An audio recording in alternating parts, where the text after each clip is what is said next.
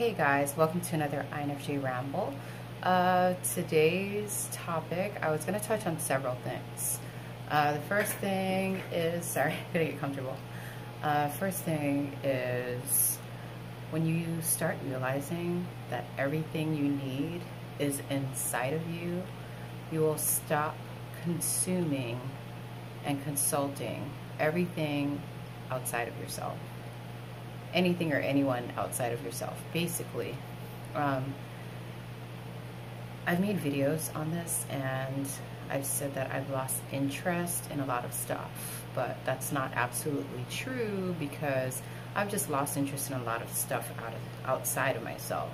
And I've been kind of like taking my focus and attention and energy and time and just kind of like bringing it back into myself.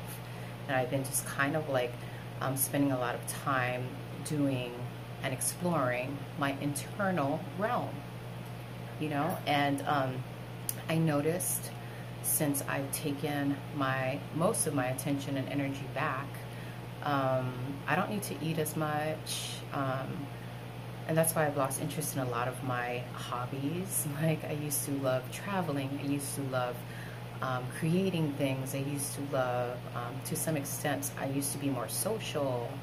I used to love food. I mean, who doesn't? Who doesn't love food? I mean, I think that's like the number one thing we're addicted to, aside from trying to find someone to complete us. I was a major consumer. Like I was a spontaneous shopper, and I would just buy stuff compulsively, like without even thinking about it. Big time. What else? What else did I used to? Oh, I used to like, so on top of being a spontaneous shopper, I would buy an obscene amount of things. It could be books, art supplies, clothing, crystals, food. I mean, you name it. I was just a spontaneous, compulsive consumer, and an extremist at that. But ever since I stopped being interested in external things, I've kind of just kind of like brought the attention and investment and energy back to myself, and I don't really need to really consume much of anything. So, and I think in a lot of my videos I mean, obviously I'm by myself and I'm either at home or sitting in a car in a parking lot, pretty much, because I'm pretty satisfied with that. I remember I used to even consume, like, for instance, going out to the movies or something. Yeah, guys, let me just give you an example. I used to watch anywhere from 3 to 10 movies at the movie theater a week. I used to drop $700 like that, and it wouldn't even faze me. I used to just eat and want to go and do and experience and I mean, it just never ends. But yeah, I've gotten to a point where, all that shit that used to be appealing and really alluring just doesn't appeal to me anymore. And I think you just have to go through a certain levels and degrees of the external world to finally realize, like, okay, the stuff is momentarily satisfying, but after a while it just kind of loses its luster, and it's just kind of like you're off chasing or running after the next thing.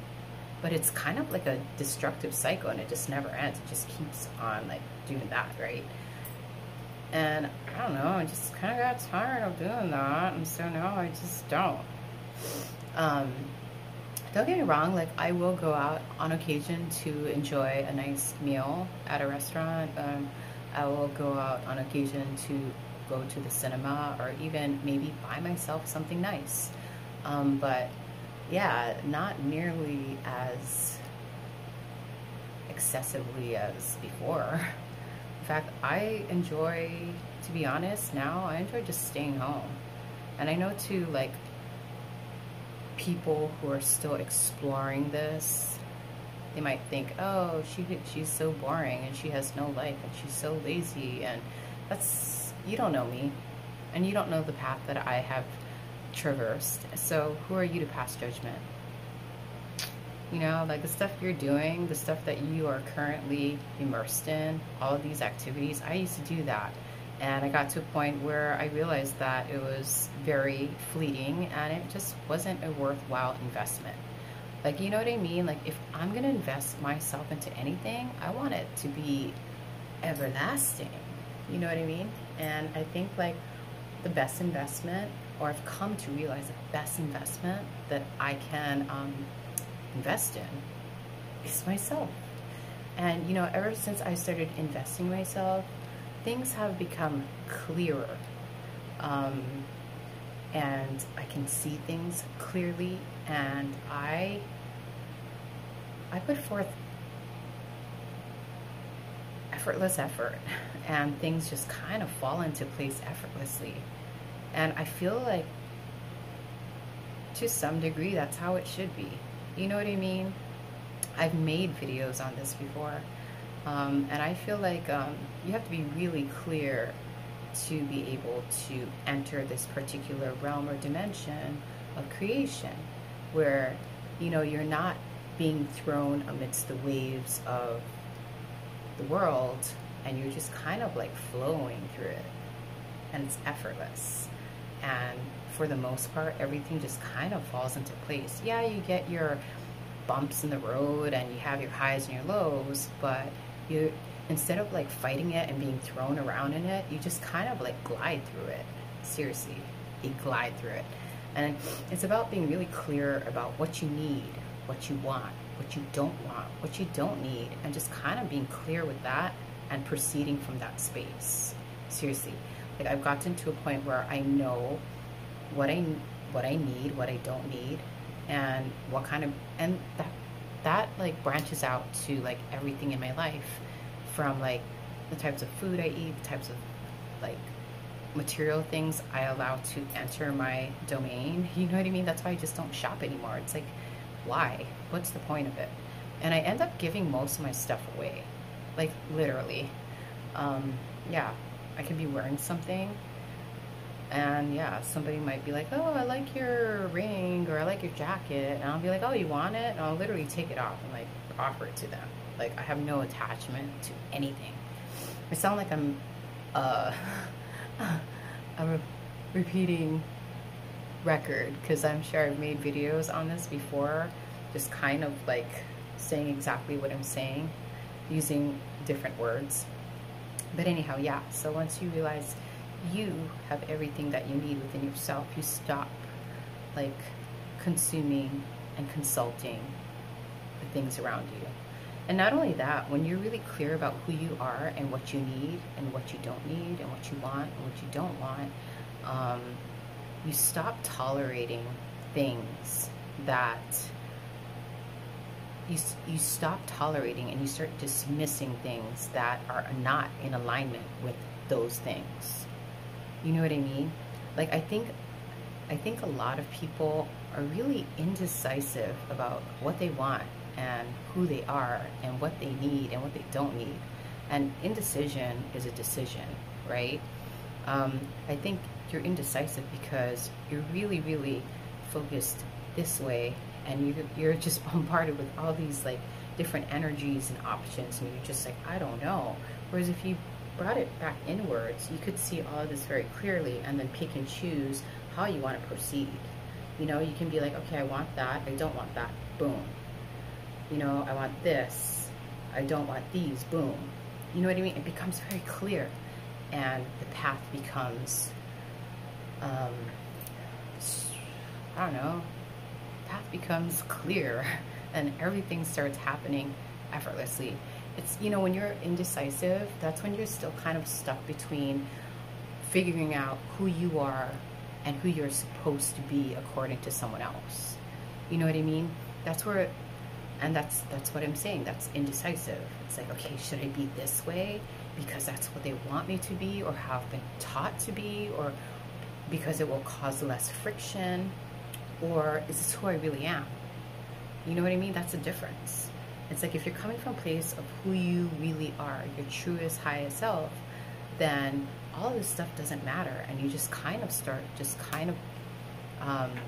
operating from that place, instead of being so diluted and fragmented and pulled in all these directions, and then also allowing other people to contradict your tone and your emotions. You know what I mean? Like, I've come across a lot of people, they're not sure what they want and who they are, and so they're very confused, and then they're really like wasting a lot of energy trying to like appease everything and everyone. I used to be there, guys. I used to be there, so I know. But they're really indecisive, and then, you know, if somebody is doing something that is not in alignment with their needs, they'll either let it go, let this person keep abusing them, or they'll actually speak up and then feel guilty about it. It's like, why are you feeling guilty about telling people who are not treating you right or giving you what you need? Why do you feel guilty about expressing that? That's who you are. That's who you are. So by feeling guilty and feeling bad and feeling afraid about, you know, telling people or telling the universe what you need, that's wasted energy. And it is a form of indecision, because you're not sure. Because, you know, you want something to be a certain way, but then at the same time you're afraid to ask for it, or you're afraid to, like, you know what I mean? Be clear about it. Yeah. So, yeah, just be really precise, really clear, really sure, you know, about what you want and who you are, and then kind of operate from that space. And when you do, things start happening effortlessly. In my previous recordings, I said that I left a lot of toxic things behind in 2017. And yeah, I don't have the most exciting life in accordance to what's socially not, you know what I mean? Like, I think right now the trend is like travel, and the amount of likes I get on social media, and how all the stuff that I'm doing right now. I think that's what's trending, you know, just kind of like, how do I say, parading yourself around and kind of showing everyone else, look what I can do. I think that's what's trending right now. I've just kind of like retracted myself from all of that. I don't travel. I've really lost interest in social media. Like, before I used to really want to post about things I was doing or motivational quotes, because I think I wanted to come from a place of trying to inspire people to think differently. But I also noticed that it was kind of in relation to ego gratification too. Like, my ego kind of sort of like the attention indirectly. I mean, not as like extreme as some other people. You know, they really need the attention. They really need it. I was kind of doing it in an indirect way, but indirectly kind of looking for the attention. And I just realized how superficial that was for me. Like, if you're doing it, that's fine. You know, everyone has their own life lessons, their own path and journey, and I'm not trying to say what you're doing is right or wrong, but for me personally, it just didn't feel right. And that's the thing, you know, if it doesn't feel right, it's probably not right.